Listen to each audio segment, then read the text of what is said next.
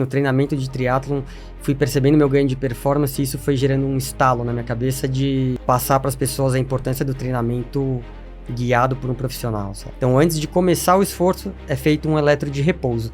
Mas a importância do eletrocardiograma de repouso é porque, por exemplo, olha só que importante. A principal causa de morte súbita em menores de 35 anos é uma doença chamada miocardiopatia hipertrófica. Isso é muito louco, as pessoas começam a treinar, assim como eu também, pela saúde mental. E aí começa a vir performance, melhorei minha velocidade média, melhorei minha potência, meu FTP e tal. E aí parece que as coisas se perdem. E é mais uma disputa na vida, isso que é muito louco. Mais uma. Cara, que isso... É mais uma pressão. As pessoas estão vivendo um burnout da vida.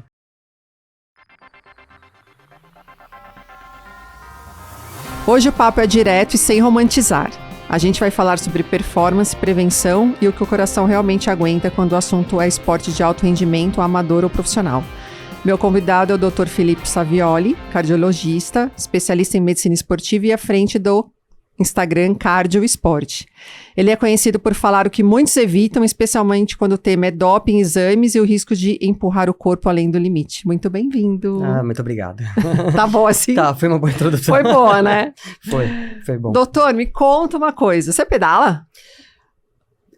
Você acredita que pedal é a minha pior modalidade? Sério? Meu pior esporte. Eu sou muito medroso, muito medroso. É mesmo? Eu pedalo Mas você de já lazer. tentou pedalar? Já. Pro esporte, ou não? Não, ciclismo puro, ciclismo não. Tá. Ciclismo puro não, porque já do triatlon, sim, né? Na época do triatlon, sim. Mas no triatlon é diferente, porque o meu grande medo são descidas, sabe? Alta velocidade em descida.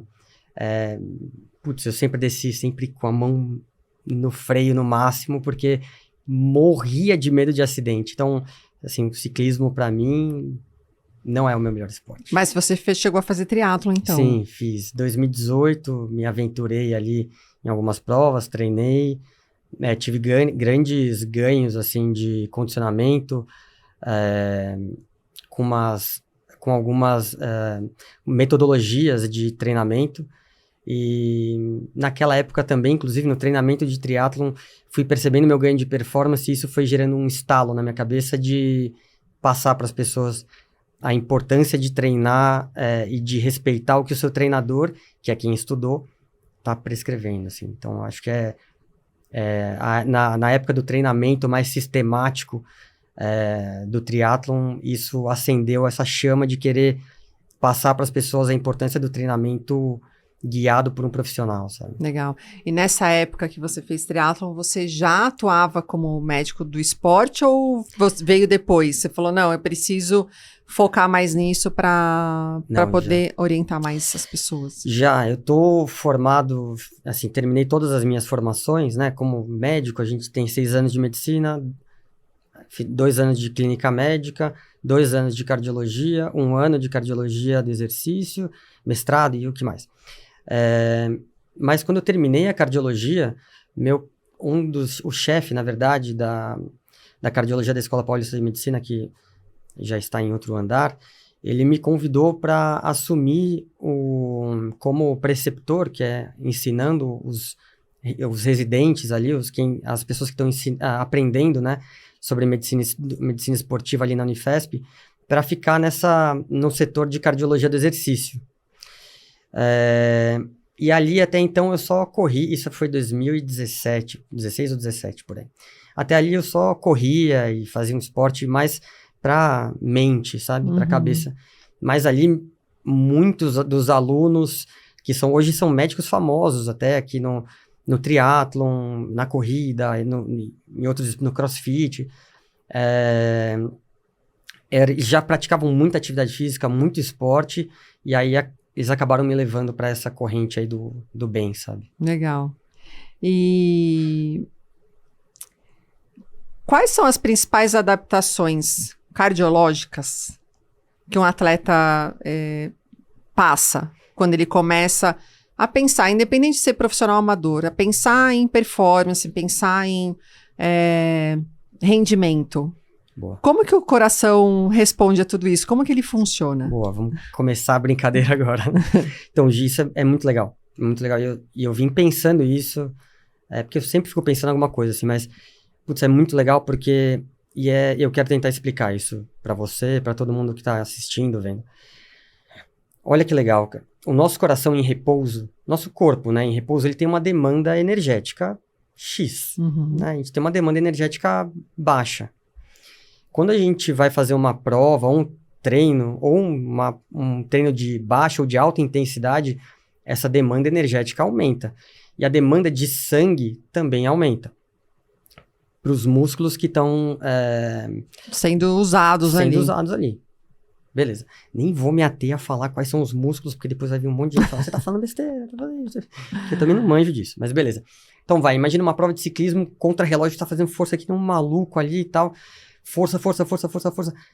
O seu coração saiu do estado de repouso e foi para um estado de ultra consumo. Então ele está demandando uma quantidade de oxigênio, uma quantidade de sangue muito grande, o seu corpo está precisando. Até, inclusive, ele para de mandar sangue para as partes mais nobres e começa a mandar sangue para o lugar onde está demandando, que é a musculatura. Por isso que a gente fala que faltou oxigênio no cérebro. É isso. Por isso você fica meio Você fica meio lesado. E sabe quando você tá num pedal muito forte? Eu lembro de fazer treinos ou teste de FTP, sabe? Você tá num pedal muito forte por muito tempo, você olha pra frente, você já vê meio turvo, a visão fica meio esquisita. Náusea às vezes, Dá né? náusea, porque a irrigação cerebral e a irrigação intestinal não está sendo priorizada naquele momento. Tá chegando mais sangue no músculo, que é quem tá falando, manda sangue para cá, manda sangue para cá. Então, esse é uma das coisas que acontece no exercício. Mas voltando para sua pergunta, que é do coração. Então, o coração tá demandando muito. Se tá chegando muito sangue lá no músculo, é porque alguém tá empurrando muito sangue. E é impressionante a capacidade de multiplicação que o coração tem em relação a empurrar volume. A gente imagina que em repouso o coração bombeia sangue um valor X. No exercício máximo, isso acaba se tornando 6x, 7x. Então multiplica vezes 6 vezes 7 a quantidade de sangue que o coração empurra, o lado esquerdo do coração empurra num esforço máximo. E olha que louco, isso que é legal. Quem empurra é o lado esquerdo do coração, é o ventrículo esquerdo. E quem recebe é o ventrículo direito, as cavidades direitas do coração. O ventrículo esquerdo é um ventrículo musculoso. Então ele tem bastante músculo para empurrar tudo isso de sangue. O ventrículo direito não tem tanto músculo. Então, uma das coisas que a gente pode ver no coração de atleta, por exemplo, é a dilatação das cavidades que recebem sangue, mas não só as que recebem, mas também as que empurram sangue. Vai ver dilatação dos átrios, dilatação dos ventrículos. E aí, olha só, o coração, com um treinamento sistemático, aeróbico, a longo prazo, ele vai se tornando mais eficiente. Então, isso significa que ele precisa bater menos vezes para ejetar a mesma quantidade de sangue. Então, a primeira alteração que a gente vê num coração de atleta, em repouso, é o batimento cardíaco baixo, é a bradicardia. Quando ele está descansando, quando ele está em repouso. Então, muitas vezes o paciente, ou o seguidor, ou paciente no consultório me pergunta, pô, doutor, mas minha frequência cardíaca chega a 45 em repouso, ou já bateu à noite no meu Garmin 33 batimentos. Pô, isso é preocupante? A resposta inicial é que não. Isso é um remodelamento do coração do atleta. É a primeira alteração que acontece. Existem várias outras alterações, inclusive elétricas, do coração, que são só secundárias ao remodelamento do exercício. E isso é tão verdade que se você parar de treinar, isso volta. Sua frequência cardíaca em repouso volta a subir, as cavidades que se alargaram voltam. A diminuir. Lógico que ninguém quer fazer esse teste, né? Ninguém quer parar de treinar para ver se é coração de atleta ou não, entendeu? Se isso vai acontecer ou não. E em que ponto o exercício, a atividade, ela deixa de ser uma coisa saudável, protetora e passa a ser um fator de risco? Pergunta de milhões. Desculpa, de milhões. Ó, existe até uma Todo mundo curva, quer saber isso, né?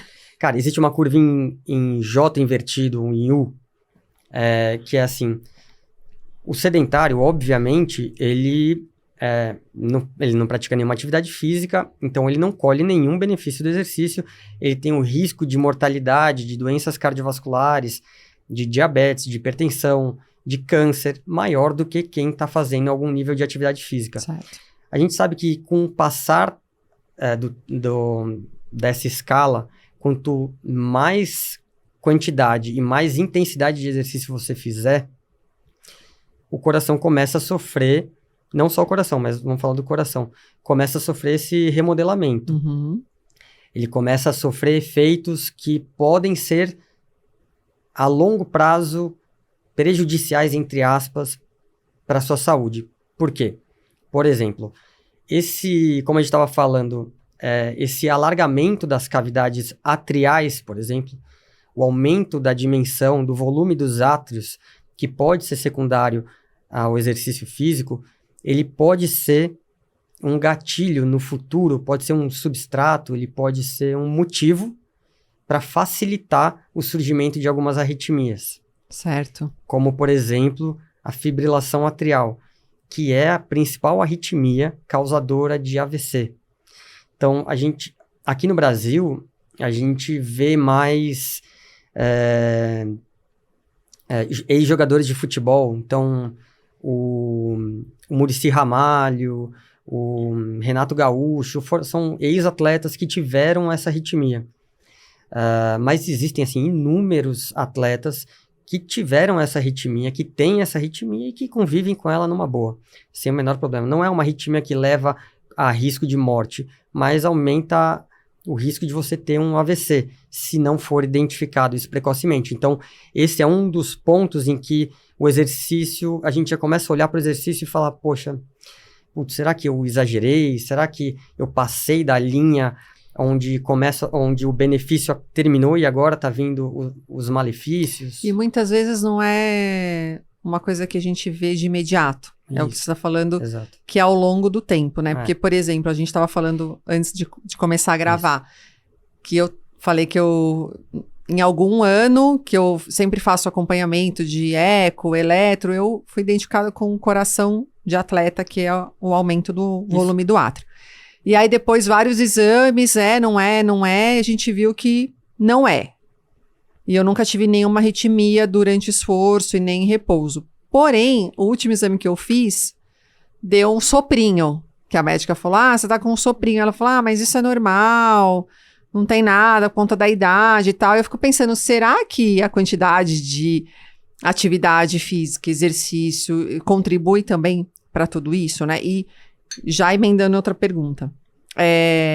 Quais são os exames primordiais que um atleta tem que fazer, independente do objetivo dele, anualmente, para acompanhar esse coração? Então, isso é importante, Gi, porque, primeiro, a gente está falando para atletas, e as pessoas precisam entender que elas são atletas, né? Pô, tem muita gente treinando uma quantidade de horas igual ou até superior de atleta profissional. Só que ainda tem a sua rotina de vida. E não descansa como atleta profissional. Exatamente. Não vive, né, Não como um profissional. Então, ainda é pai, é mãe, ainda trabalha, tem 1 milhão de compromissos. Bom, então é importante que todo mundo entenda que, sim, vocês são atletas. Quais são os exames que são mais importantes? Isso é algo que já é muito estudado, já há muitos anos, sobre prevenção, né? A prevenção aí a gente está falando de prevenção de morte súbita, a gente está falando de prevenção de ter alguma coisa que leve o atleta a um risco de algo maior, de uma coisa mais grave. Pode parecer que é muito longe, mas que isso está muito longe, até acontecer com alguém que está perto, sabe? Eu vivo isso muito de perto, porque muitas pessoas a maioria das pessoas me procuram porque tem medo de ter alguma coisa, ou para fazer o check-up anual e tal, mas muitas também me procuram porque já tiveram alguma zebra, já deu algum pepino, e aí a gente tem que acertar alguns pontinhos para deixar essa pessoa ainda na vida esportiva. Voltando para a pergunta. Na Itália, há alguns anos, houve uma lei que tornava obrigatório a realização do eletrocardiograma de repouso para todos os praticantes de atividade física. E que é um negócio que você faz em 5 minutos, né? É super rápido. É muito rápido. É muito rápido. É tão rápido que o paciente olha para você e fala, pô, doutor, já acabou? Eu até acho que você fica até meio sem graça porque é rápido mesmo. Dá uma enroladinha ali, né? Às vezes eu dou uma enrolada, porque é muito rápido. Mas beleza. A mortalidade na Itália, quando isso virou uma lei, a mortalidade despencou. Naquela época, atletas morriam mais do que pessoas sedentárias. Isso chamou a atenção, né, das políticas públicas, tudo, e alguma coisa está acontecendo. Vamos começar a rastrear melhor essas pessoas, e aí começaram a fazer o eletrocardiograma e avaliação pré-participação em todo mundo. E por que a gente só se preocupa com o coração no esforço? Porque a gente só pensa hoje, né? Você está falando do eletro em repouso. Em repouso. Poucas pessoas fazem, assim, atletas. Eu, por exemplo, eu fiz uma vez só, porque minha médica pediu, mas não é um exame que eu faço todos os anos. O que eu faço todos os anos é o teste de esforço que tem o cardio, né? O cardiológico de VO2, esforço. Tá. Você entende? Entendi. E por que a gente só se preocupa com... Por que a gente tem que se preocupar com o eletro também do coração em repouso? O que ele diz ali que o de esforço não diz? Meu Deus. Não, é muita coisa. Não, mas antes é um conceito. Sempre que você vai fazer teste ergométrico ou cardiopulmonar, que o ergométrico é o da esteira ou na bike sem a máscara, o cardiopulmonar ou ergoespirométrico é na bike ou na esteira com a máscara, para análise do VO2, limiares e tudo mais. Sempre que você faz esse exame, você faz um eletrocardiograma de repouso. Tá. Sempre. Então, antes de começar o esforço, é feito um eletro de repouso. Mas a importância do eletrocardiograma de repouso é porque, por exemplo, olha só que importante. A principal causa de morte súbita em menores de 35 anos é uma doença chamada miocardiopatia hipertrófica. A principal causa de morte súbita em atletas menores de 35 anos é uma doença chamada miocardiopatia hipertrófica. Imensa maioria, nunca ouviu falar. Acomete 1 a cada 500 pessoas. 1 a cada 500 pessoas tem essa doença. O eletrocardiograma de repouso, deitado, detecta em 95% das vezes ele dá alterado quando o paciente tem essa doença. Entendi. Então, só com esse exame, em jovens abaixo de... Já identifica muita coisa. Já pega esse cara e fala, esse cara precisa dar uma olhada melhor. O eletrocardiograma de repouso pode mostrar uma alteração em repouso, mostrando que esse paciente tem um potencial de desenvolver uma arritmia no esforço, ou que ele tem uma via, um tipo de arritmia que já se manifestou em repouso e ele precisa tomar uma conduta maior. Ele pode mostrar que aquele coração já sofreu alguma injúria, alguma agressão, seja de infarto ou uma miocardite, que é a inflamação do músculo cardíaco, ou por qualquer outra coisa, já mostra ali no eletrocardiograma. Então, ele é o grande exame de rastreio. Talvez a população, assim, em geral, não médica, não se preocupe tanto, mas o médico cardiologista valoriza, assim, demais o eletrocardiograma de repouso. Bom, o eletrocardiograma de repouso é fundamental, seguido do teste de esforço, seja qual for, mas um teste de esforço máximo é fundamental. E até falo para os meus pacientes, lá em Romeiros, por exemplo, você tá voltando do treino desidratado, suada pra caramba, não tomou água direito, não repôs, e sempre aquele sol fritando na cabeça e você tá subindo tira a saia. Aí vem um animal do seu lado e fala, vamos ver quem chega primeiro, ou sei lá, sabe? E pau. Não dá pra simular isso no laboratório. Não dá pra simular a desidratação, o calor do inferno, o calor do chão, não dá. E você fazendo um esforço sobrenatural, não dá pra você fazer isso no laboratório. Por isso que eu sempre peço para os meus pacientes, quando forem fazer o exame ou quando fazem comigo, aí a gente vai para a morte. Quando faz um laboratório X, aí é para fazer até chegar bem perto da morte. A hora que achar que vai já morrer, deixa vai o mais um pouco. desfibrilador ali perto. Tem que tentar simular Caso isso. precise. Não, tem que Sim. tentar. E se for Ao pra dar máximo. zebra, isso é verdade. Pô, se for pra dar zebra, que dê Que dê no laboratório. que dê na frente do lógico. médico. E não com- lá no lugar que não tem recurso isso, nenhum. isso. Doutor Filipe, e eu vejo que tem muita gente, agora você falando dos exames, ergospiro, que falam, até reportam pra gente, né? Que trabalha com ciclismo, que não conseguem chegar no número É. que deveria. Falar, acho que eu não consegui dar tudo, eu não consegui chegar no número, e aí chega na estrada e o batimento vai lá pro alto, coisa que a pessoa não conseguiu entregar no teste. Sim. E você disse que você exige isso dos seus pacientes. Como? Você deixa a pessoa pedalando lá muito mais tempo do que... Não, Como que você faz isso? Gritaria na orelha. É, gritaria. Gi.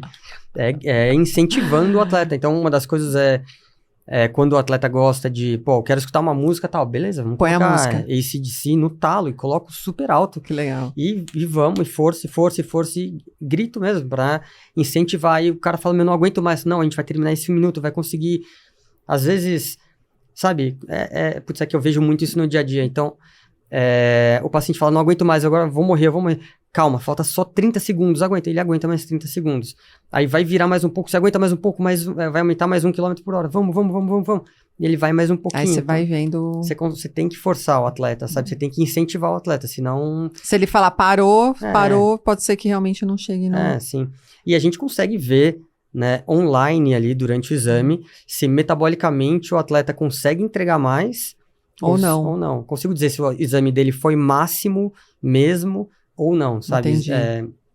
Não dá pra dar migué. Tá, que legal.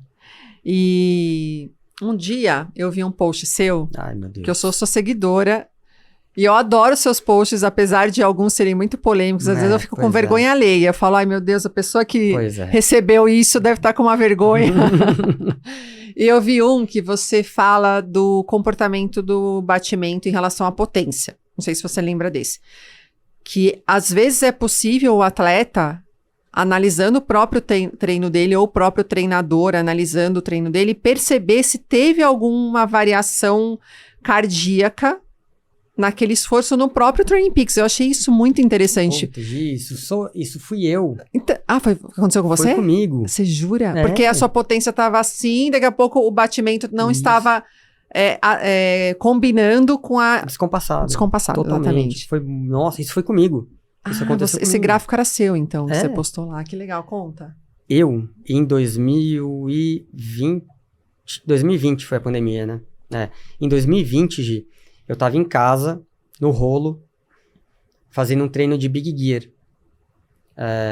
Então, cadência baixa, potência nas alturas, fazendo força pra caramba. Então, eram estímulos de sobe e desce, sobe e desce. E numa dessas de alta intensidade, ali fazendo força, coração subiu normalmente, eu só ali com a cinta cardíaca, sempre treinei de cinta, com a cinta cardíaca, olhando ali no Zwift, a frequência cardíaca subiu e, beleza, desacelerei, era desacelerar para girar a perna mesmo. E o meu rolo tava aqueles... Cargo mode. Isso, sabe? E aí soltei a perna, comecei a girar. A frequência cardíaca começou a cair, de repente, ela subiu. E eu senti um negócio estranho. Eu falei, meu Deus, o que é isso?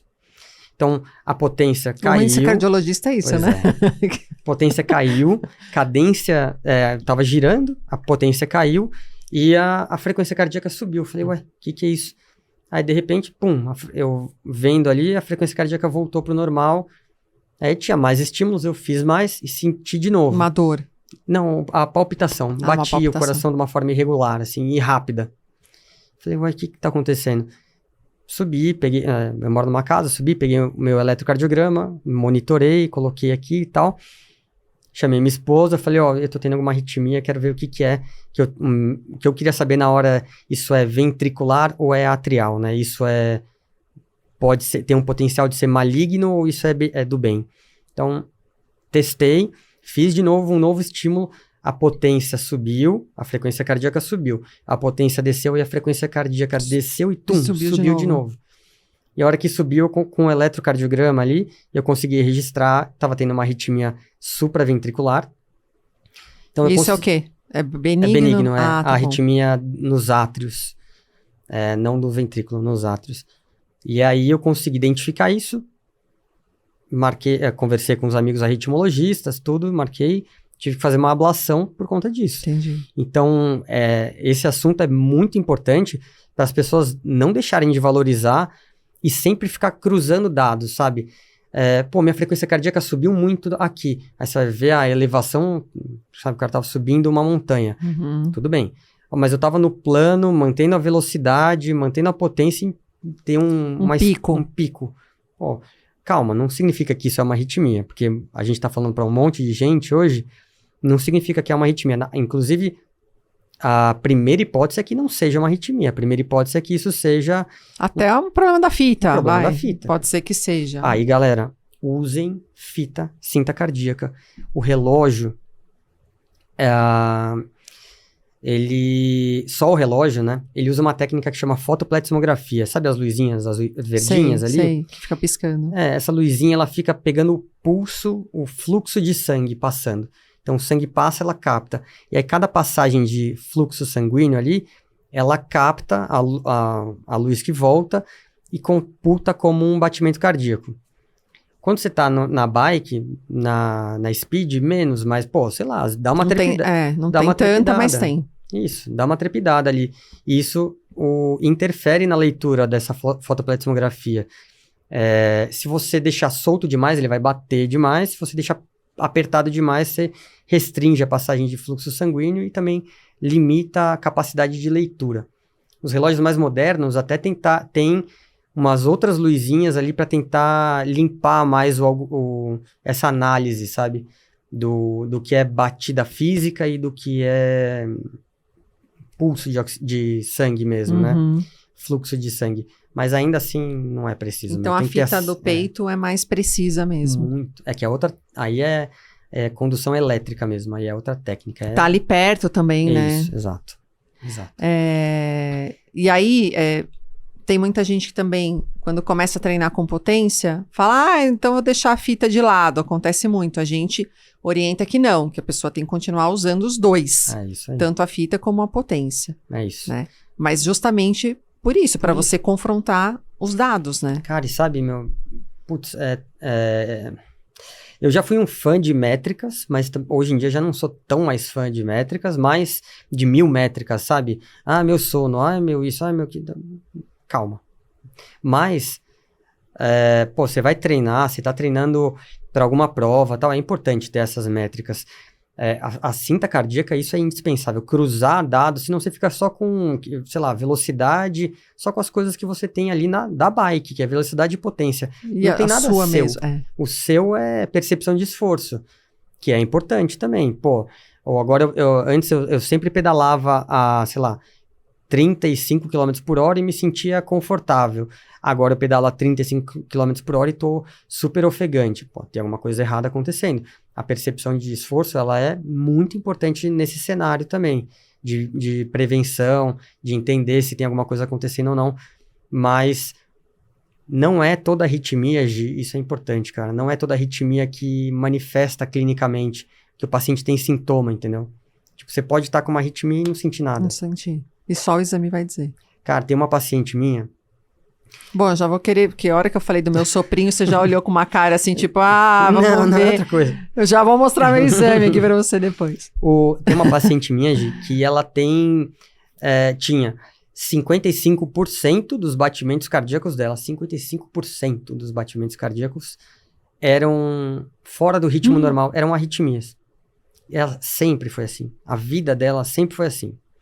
Não pode ficar assim de jeito nenhum, porque a longo prazo o coração sofre e isso pode levar a uma condição chamada taquicardiomiopatía. Lá na frente o coração vai ficando fraco e é uma doença que pode levar à insuficiência cardíaca. Aí são doenças mais complicadas. Sérias.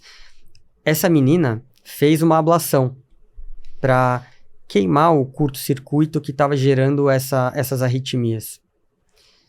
Quando ela fez a ablação, limpou, ela nunca mais teve, só que ela começou a ter queixa. Ela falou, doutor, eu não sinto meu coração. Como você não sente bater? Beleza, é normal, Ah, porque antes ela sentia. Antes ela sentia um negócio esquisito. Sei lá, o estranho era Ela normal. estava tão acostumada com a arritmia que quando ficou normal ela achou estranho. É isso. Aí ela falou, doutor, não tô sentindo meu coração bater. Eu falei, então, mas a gente não sente ele bater mesmo, em repouso. Você não sente ele bater. Você não sente, A não ser que você se coloque a mão muito aqui. ali e tal, mas no dia a dia não. Então, isso era mais um Muito exemplo. legal. E a tal da variabilidade da frequência cardíaca, HRV? É uma métrica confiável? A gente pode realmente controlar a carga de treino e recuperação com essa medida? Ou você acha que é mais uma medida que não faz tanta diferença? Não, faz muita diferença. É uma baita métrica. Mas tem que tomar cuidado com as tomadas de decisão. Tá. Acho que sempre a tomada de decisão com HRV, por exemplo, é observar. Calma, vamos observar. Tenho alguns exemplos. Putz, na época da pandemia tem um exemplo muito legal, que esse atleta até mandou para o Training Peaks, ou acho que foi para o Training Peaks, mostrando que, bom, ele é um triatleta, ele sempre também gosta muito de tecnologia, e ele já acompanhava naquela época sempre HRV no relógio. O anel. No relógio, né? Ou no relógio na época. O Oura Ring, essas coisas ainda não tinha tanto. E ele falou, doutor, minha HRV caiu na época da pandemia, em 2020. Minha HRV caiu muito. Eu falei pra ele, posso falar, né? Eu falei, Cezinha, segura aí porque deve vir alguma infecção por aí.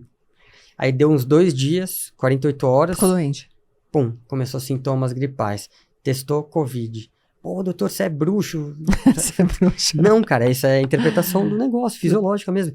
Então a gente detectou que o cara ia ficar doente por meio de uma métrica. Outro caso interessante é Mas você não tem como evitar isso. Não tem como evitar. Você só fica sabendo antes, você só consegue fazer uma avaliação e aí tira o pé, faz alguma coisa paliativa ali. Observa, entendeu? Como treinador, assim. É porque qual que é a minha preocupação também em passar essa informação para as pessoas? É do atleta tomar uma decisão por conta própria. Sim. Calma, divide aí com o seu treinador. Deu uma queda, vou dar uma tirada segurada. De pé só para ver, 48 horas para ver como é que tá. Aí, em vez de você fazer alta intensidade, você vai fazer treinos de menor intensidade, ver como é que tá tudo bem, só com o pau nos treinos. Agora, não, começou a coriza, começou a febre, tosse, catarro, secreção, calma, era isso. Mas, eu falo muito, né? Não, tá ótimo. Tô super interessada aqui. Mas tem ainda da HRV, putz, eu tenho alguns casos recentes de, o paciente veio, doutor, eu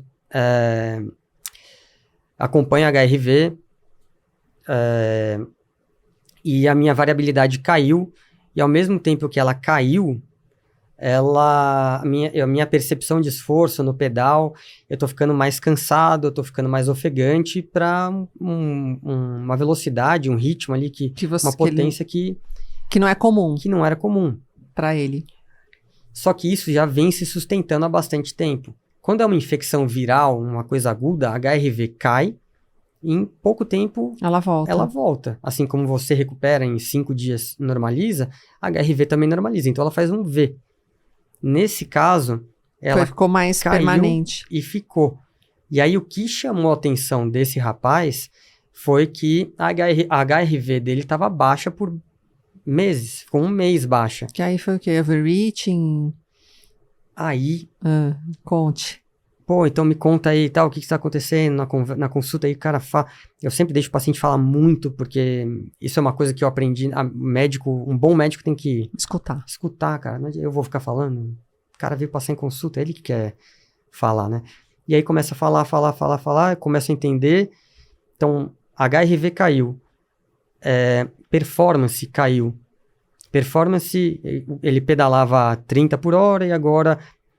Para pedalar os 30 por hora... Um esforço maior. Tá muito grande o esforço. Difícil. O HRV caiu e a frequência cardíaca de repouso dele subiu. Opa, tem alguma coisa aí nesse corpo que está inflamado, alguma coisa está acontecendo aí.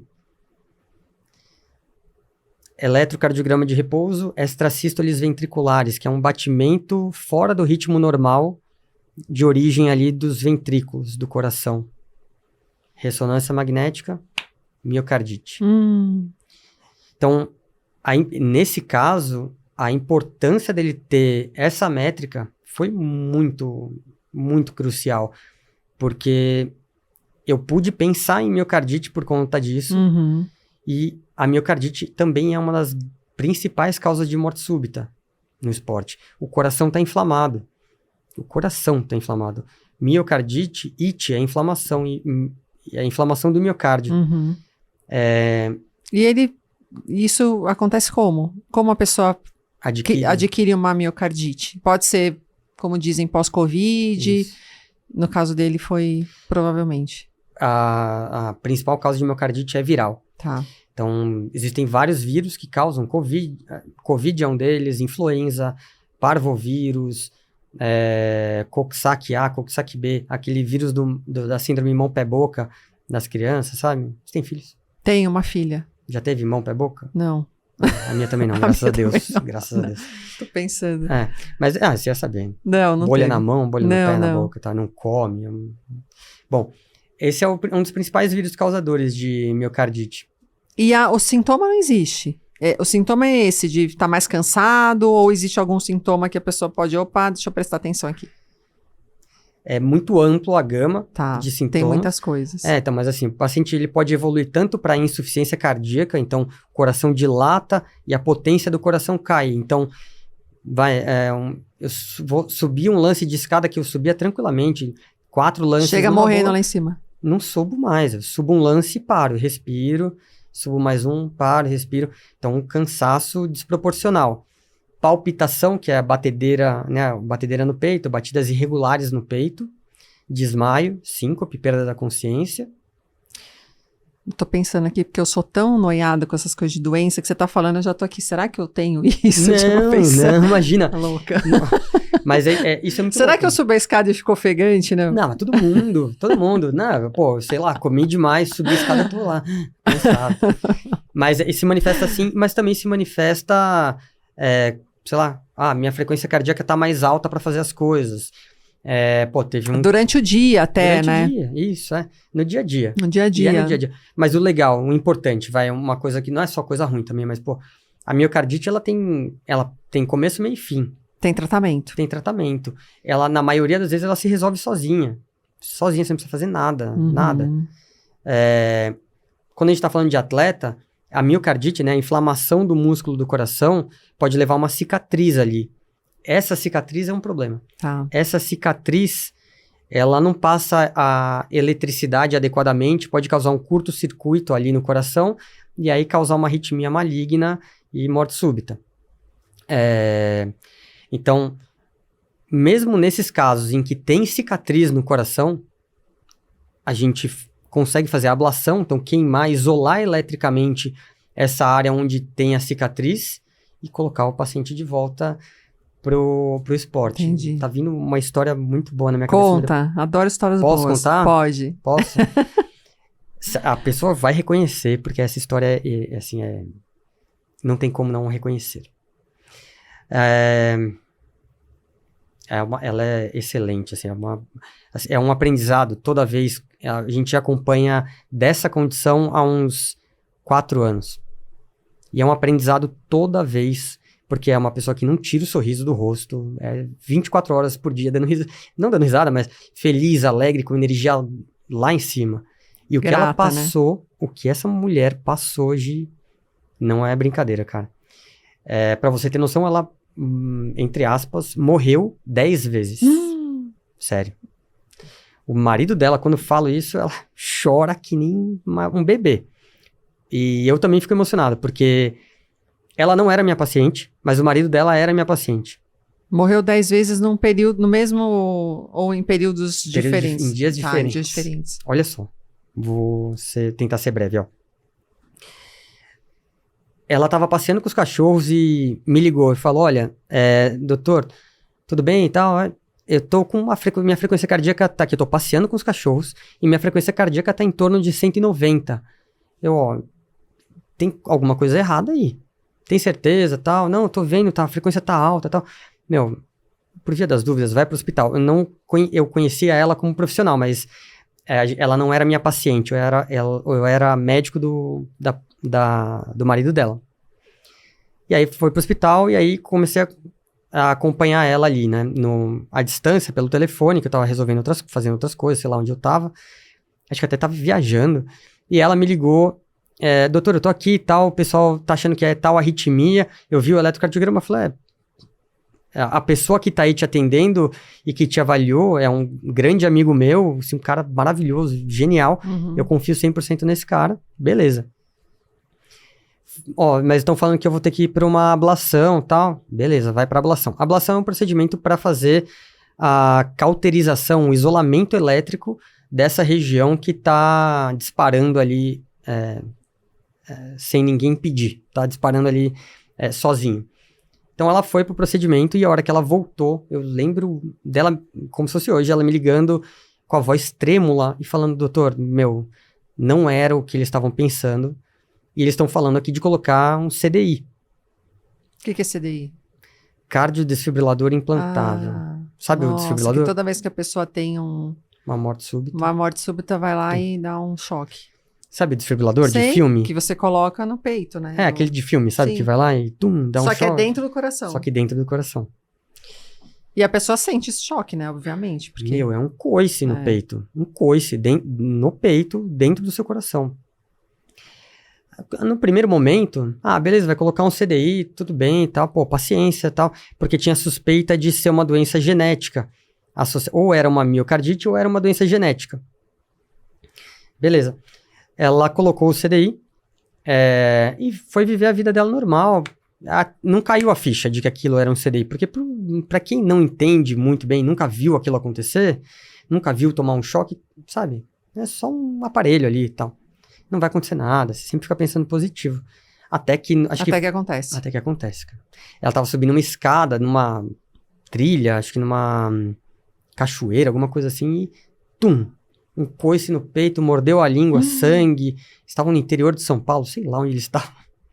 E isso era 30 de dezembro. 30 e pouco, é sacanagem. 30 de dezembro. E foram pro hospital, ela tomou um choque apropriado. Ela realmente teve uma arritmia de morte súbita e o CDI cardioverteu ela, né? O CDI salvou ela. Então, a primeira coisa que já veio na minha cabeça, eu falei, meu Deus do céu, cara, se essa menina não tivesse colocado o CDI, ela tava morta. Teria morrido.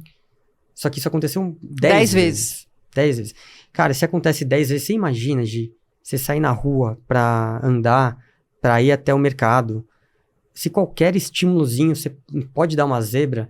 Então, cara... Nossa, você sai sempre com medo, né? Sempre com medo. Só que essa pessoa... Bom, depois a gente fez um outro procedimento, conseguiu resolver. Ela tá há 4 anos... Sem nada. Sem tomar choque nenhum, nada. Ela só não... Ela é triatleta. Ela só não nada porque o CDI tá aqui em cima e não pode girar o braço. Mas ela pedala e corre, assim. Fez meia maratona, 2 meias. Que legal. Tá fazendo uns pedais na Itália agora, inclusive. Assim, é uma história... Nossa, passa o contato dela depois. Ia ser legal. Ia ser legal. Ela com certeza te conhece. Com certeza. Agora, responde pra mim, doutor. Existe uma diferença de resposta cardiovascular entre homem e mulher? Ou não? Existe. Qual? Por exemplo, o homem atinge números mais altos, geralmente, a mulher não, de frequência cardíaca ou de repouso. Mulheres têm menor probabilidade de ter um remodelamento do coração de atleta. A mulher tem menor chance de ter essas alterações do átrio, do volume e tudo mais, do que o homem. Ventrículos do que o homem.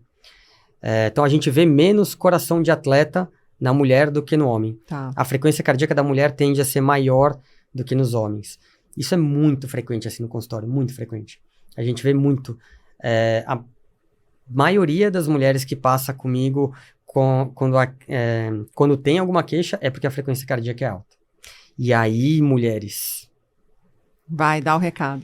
Mulheres, a maioria de vocês... Estou olhando para a câmera. Olha lá, olha a maioria de vocês não treina direito em zona 2. A maioria de vocês não está treinando adequadamente em zona 2. Post de hoje, inclusive. Post de hoje, é isso. Mas, e um negócio que é importante, vai para corredor, vai pedalar, para o ciclista, vai nadar, sabe? Vai fazer treinos diferentes, mas que você consiga gerenciar melhor a sua frequência cardíaca, porque muitas vezes a mulher, ou no ciclismo nem tanto, porque no ciclismo você consegue imprimir uma velocidade e a frequência não sobe tanto, mas na corrida, por exemplo, sobe mais rápido, e você tá num pace, uma velocidade bem baixa, e a frequência já tá lá em cima. E aí, muitas vezes, que nem hoje, já recebi um monte. Ah, doutor, mas eu não consigo manter minha frequência cardíaca baixa. Para manter minha frequência cardíaca em zona 2, eu vou ter que andar. Sim, vai ter que andar. Mas isso é o começo. Nossa, tão bom você falar. E sabe por quê? O que a gente... agora eu vou falar para as alunas. Boa, olhando para a câmera. Olhando para a câmera. Às vezes, as treinadoras passam treino em Z2. E elas reclamam a barbaridade, porque falam assim, mas para eu andar em Z2, eu vou ter que andar 10 por hora na bike. Você vai ter que andar 10 por hora na bike, cara, é isso. Sim, é assim. Ou você acha que que qual a importância, então, disso? Do treinar em Z2? Cara, o treino de Z2, ele é... Bom, primeiro, ó, o que é o Z2, né? Z2 é é a zona de frequência cardíaca, de potência, de velocidade, de pace, abaixo do seu primeiro limiar ventilatório. É um momento em que o seu corpo está usando a maior quantidade de gordura possível. Então, nesse momento, se você é um atleta de endurance, então você vai fazer provas longas, isso daí está fazendo uma base para você conseguir levantar um pilar gigantesco. Legal. Então, se você não tem essa base, você vai quebrar.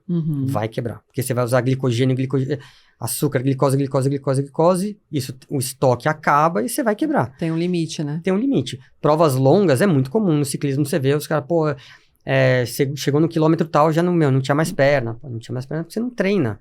A partir do momento que a pessoa... Você não preparou, você não fez a base. Você não fez a base. A base é ensinar o seu corpo a usar gordura, majoritariamente gordura como fonte de energia. E aí, assim, eu entendo que isso é difícil, eu entendo que é complexo e tal. Primeiro, e eu falo isso no vídeo muitas vezes, no vídeo de hoje, né? Muitas vezes, isso é ego, sabe? Isso é ego. Total. Só que, cara, a gente não tá treinando pra ser o campeão mundial, sei lá, cara, a gente é amador, a gente não é pró. Então, sabe, a gente... faz a sua base bem feita. Respeita a periodização, treina. Né? Você começou isso é muito louco. As pessoas começam a treinar, assim como eu também, pela saúde mental. E aí começa a vir performance, melhorei minha velocidade média, melhorei minha potência, meu FTP e tal. E aí parece que as coisas se perdem. Acabou agora. A pessoa já até esquece qual foi o objetivo principal dela começar. E aí, Gi, isso é um outro negócio... E entra numa disputa, né, com ela mesma, com o tempo. Isso. É muito louco. E é mais uma disputa na vida, isso que é muito louco. Mais uma. Cara, que isso... É mais uma pressão. As pessoas estão vivendo um burnout da vida. É um burnout da vida, não é mais burnout do trabalho. Muito louco. Tudo é muito. Cara, né? Pensa só de mãe... Cara, mãe, a loucura que é a vida de uma mãe, cara. Eu falo isso porque eu sou pai. E ela ainda vai se pressionar no esporte. E aí, é isso, cara. Louco. Tipo, você é mãe, você tem que ficar pensando, putz, será que tem, sei lá, de nenenzinho, tem fralda? Será que tem isso? Será que tem leite? Será que tem isso? A cabeça da mãe tá sempre a milhão. E aí a mulher ainda vai trabalhar. Aí é uma executiva, uma advogada, sei lá o quê. Tá trabalhando, tem performance, puta, tem meta pra entregar, tem isso, não posso deixar passar tal compromisso, tem que dar certo, eu não posso perder, é o meu emprego, eu tenho um filho, sei lá o quê. Saio dali, putz, agora eu tenho que performar, eu tenho que manter aquela potência, não posso deixar cair, eu tenho que pegar a vaga, tenho que isso. Um monte de prato equilibrando. Tão loucos de fazer isso. E ela chega na bike e se pressiona mais ainda para resultado. Não tem condição disso ser sustentável. As pessoas chegam no consultório, tipo, pelo amor de Deus, cara, eu vou explodir.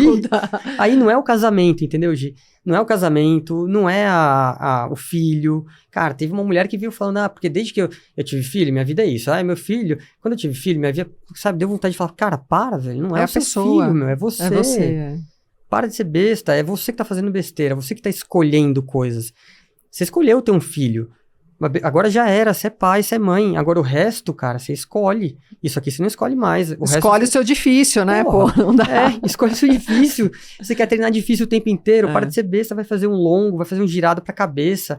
O Z2 é o melhor treino que tem no mundo pra cabeça.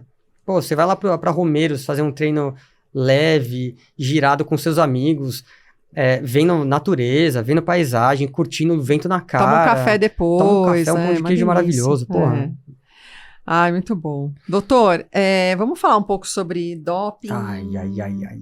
Vamos. Manipulações hormonais, limites éticos e tudo mais. Eu vejo seus posts, eu concordo muito com as coisas que você coloca lá sobre essa questão de reposição hormonal e doping, né? Que a gente fala principalmente de reposição hormonal, que todo mundo meio que normalizou. Normalizou, totalmente. Né? As pessoas meio que normalizaram reposição hormonal. Claro que existem pessoas, casos e casos, a gente não está generalizando aqui, mas muitas fazem esse uso de reposição hormonal para melhora de performance. Ponto, né? Por quê que isso ficou tão normalizado entre os ciclistas ou esportistas amadores profissionais e até alguns médicos, que a gente sabe que tem vários médicos que também indicam reposição hormonal para atletas. Fala um pouco sobre isso. Ai. Bom, a minha guerra contra o doping começou... nunca foi contra o atleta. Sempre foi contra o prescritor, o médico, o profissional que está prescrevendo a droga ali pro atleta. Nem sempre é um profissional, às vezes é o cara mesmo que vai lá, tal, sabe, nos undergrounds aí, consegue o que ele quiser. Mas a minha guerra sempre foi contra o médico que prescreve e que muitas vezes não informa adequadamente o risco que a pessoa está se expondo. Porque o uso de... vamos ser claro. Reposição hormonal, vamos falar para as mulheres, não se faz com testosterona. Se faz com estrogênio, com estradiol e tal. Não se faz com testosterona. Progesterona, né? Eu falei errado. Bom, não se faz com testosterona. Existe uma condição médica, e aí olha a linha tênue do negócio, e aí é importante que as pessoas entendam, enxerguem isso. Uma indicação de reposição de testosterona para mulheres é uma coisa chamada transtorno do desejo sexual hipoativo. Tá. Então, explica o que é isso. A mulher... Não tem libido. Libido baixo. Sim. Sem vontade de ter relação sexual com seu parceiro. Cara, você entende que... Isso influencia na vida dela, no casamento, na relação. Enfim, completamente. Exatamente. Mas, isso influencia diretamente na qualidade de vida dela, influencia diretamente no relacionamento, na performance esportiva, na performance de vida dela, porque, ela não tá feliz. Mas, cara, quem disse que é a testosterona baixa que tá fazendo isso tudo? Quem disse que é a testosterona baixa que tá fazendo esse paciente perder libido? Não é tão simples assim, né? Esse diagnóstico. Não é porque muitas vezes o raciocínio é simplificado a esse nível. De minha testosterona tá baixa, por isso não tenho vontade de ter relação sexual com meu marido, então eu vou repor testosterona. E aí um caso emblemático do consultório, repus testosterona. Tudo melhora. Não melhorou absolutamente nada. A menina cheia de espinha e falou, doutor, eu descobri que meu marido... Descobri, né? Caiu a ficha de que meu marido é gordo, sedentário, ele é um estúpido comigo, me maltrata. Por isso que ela não tem... E por isso que eu não tenho tesão no cara. Porra, você precisa tomar testosterona por causa disso? Não, você precisa separar. É isso, entendeu? O seu problema é resolver o seu relacionamento pra você ter melhora de libido. Não é por testosterona, entendeu?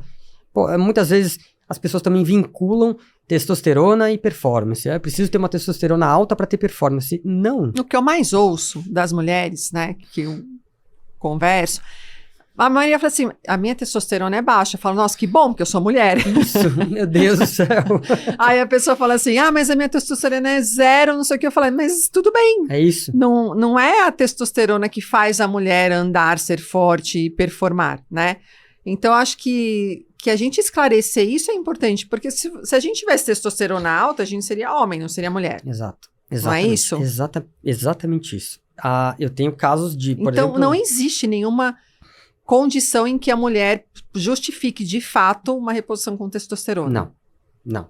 Se você, inclusive, entrando no assunto do doping, se eu pegar uma atleta que usa testosterona, como tem várias, não prescritas por mim, mas tem várias, que, doutor, eu uso. Tá bom, paciência.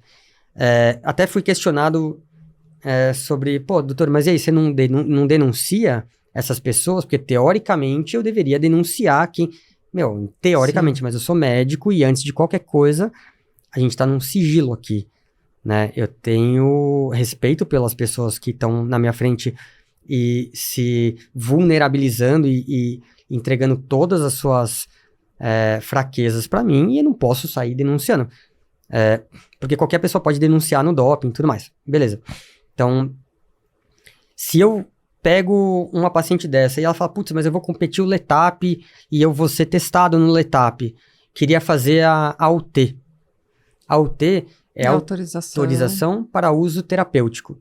Então, você tem uma doença e o remédio que você usa para tratar essa doença está na lista da UADA de doping. Então, eu preciso avisar a Autoridade Brasileira de Combate ao Doping que a minha paciente usa um remédio que está na lista da UADA, mas ela trata de uma doença. Como na mulher, a única indicação é transtorno do desejo sexual hipoativo, e isso não é uma doença, a autoridade... Nunca vai ter autorização. Nunca vai ter a UT para mulher com testosterona. Uhum. Não vai. Esquece, não vai ter. Não pode ter com estrogênio, qualquer outro, mas não com testosterona. Exatamente. Não tem a função dos testículos, ou perdeu os testículos por câncer, por infecção, e aí ele não tem mais produção de testosterona. E quando a pessoa está fazendo mudança de gênero? Nossa, aí você foi longe, mas fala. Vai. Porque a gente vê isso, né? Algumas atletas, mulheres, fazendo a mudança, né? O transgênero e para serem homens. Elas precisam fazer o uso de testosterona. Nesse caso, existe alguma liberação? Será? Para a pessoa usar? Calma. A princípio, não. Tá. A princípio, não. Porque a gente precisa entender... Eu posso até me complicar aqui se eu falar isso, mas a princípio não. Mas o que a gente precisa entender é se existe uma doença aí relacionada e a gente vai tratar dessa doença. Mas como... eu entendo que... mudança de gênero não é uma doença, isso não teria uma UT aprovada. Não. Isso daí entraria como um transgênero, né? Sim. Não, isso não entraria como porque não tem UT. nem categoria transgênero no Exato. Esporte ainda, né? Deveria até ter, mas não tem. Polêmico também. Polêmico. Eu entrei num assunto... Eu acho que deveria ter também. Minha opinião, se eu já vou dar, acho que deveria ter categoria de transgênero.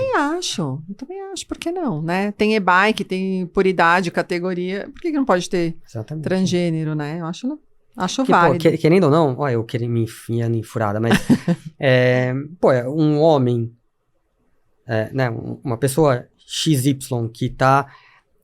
que viveu a vida inteira com hormônio masculino, sob efeitos dos hormônios masculinos, tem ganho de massa muscular, potência, explosão, mais do que uma mulher, e agora está se passando por um processo de se transformar numa mulher, é injusto.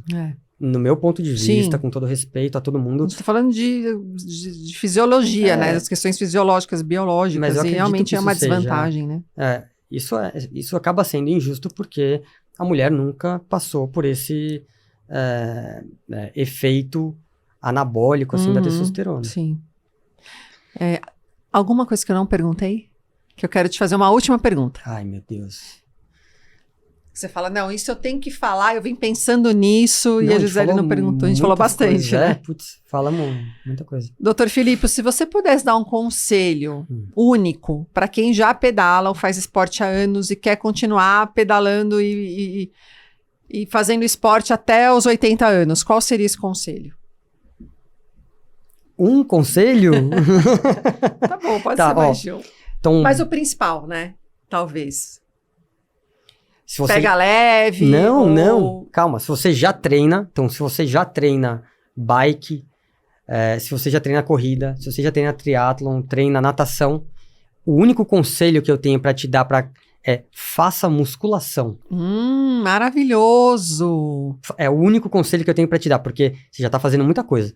Você já tá pedalando ou você já tá correndo. Então, o aeróbico você já tá fazendo numa quantidade adequada. Então, não se esqueça da musculação. A musculação é quem vai deixar a gente independente no futuro. Como você falou lá pros seus 80 anos, a musculação é quem vai deixar a gente conseguir levantar da cama sozinho, levantar do vaso sanitário sozinho, tomar banho sozinho, carregar compras, colocar uma mala no bagageiro e viajar com a família, com os filhos, com os netos, conseguir carregar seu neto, é o que vai te fazer também ter equilíbrio, flexibilidade. Então, além do aeróbico, que a gente já está muito envolvido, essa bagagem, essa poupança, esse investimento tem que ser feito agora. Pra galera que tem os seus 30 anos, é agora que Não é chegar lá, né? Não é. Com muitas 60 vezes, querer correr atrás do prejuízo. Muitas vezes eu atendo um paciente lá de 30, 35 anos tal, e, doutora, eu vou trazer minha mãe pra passar com você. Aí vem a mãe de uns 70 anos. Doutora, agora eu tô fazendo academia, porque agora tem que ganhar massa muscular, né? Você fala, pô, minha senhora... Você já devia estar fazendo há muito tempo. A senhora esqueceu dos 40 anos, que era uma guerra já pra ganhar massa muscular? Imagina agora com 60. Não esquece, né? Mas, pô, agora é muito mais difícil. Então, esse pé de meia é agora, galera. Musculação. Muito bom, doutor. Nossa, eu adorei te receber aqui. Eu também, gostei. Muito obrigada por ter vindo, aceito o convite. Se sinta lisonjeado, hein? Porque, é o primeiro que eu venho presencial e os caras já me infernizam pra vir. É mesmo? Nossa, tô feliz. Eu também fiquei feliz de me sentir em casa. Obrigado. Que bom que você se sentiu à vontade. Obrigada. E obrigada de novo por passar tanta informação positiva e informação mesmo que a gente precisa saber como leigo, né? Ou quem tá começando a pedalar. Eu ainda estudo um pouco mais porque eu tô nesse meio, mas quem tá começando, às vezes não entende o porquê, né? Por que preciso, o porquê das coisas, não pensa. E você sempre passar a informação, por mais polêmica que seja, é importante e é fundamental pra gente trazer mais consciência para esse nosso mundo do esporte. Então, eu te agradeço muito, agradeço a sua disponibilidade. E quem quiser te encontrar, como te acha no Instagram? No Instagram, eu tô no @cardiosport, falando muito sobre cardiologia, saúde, prevenção, fisiologia, doping, falo umas coisas polêmicas às vezes, me arrependo, depois... E tô no meu consultório também. Você tem consultório na Avenida Angélica, né? Agora tô no Brooklyn, agora eu mudei. Agora eu comecei, esse ano eu montei meu consultório próprio, lá faço meu teste cardiopulmonar, calorimetria, faço várias avaliações, um check-up bem completo, assim, voltado para atleta, para pessoas que estão buscando ter uma vida mais saudável, não é só atleta, mas pessoas que estão buscando ter uma vida, sair do limbo e mudar de vida e ter uma vida... mais regrada, mais saudável, com mais qualidade. Fica aqui no Brooklyn, em São Paulo. Legal, então se quiser contato, entra no seu Instagram que já consegue o seu contato lá. Tá bom. Gente, obrigada, doutor Felipe, e obrigada, galera, e até o próximo Na Roda do Estema.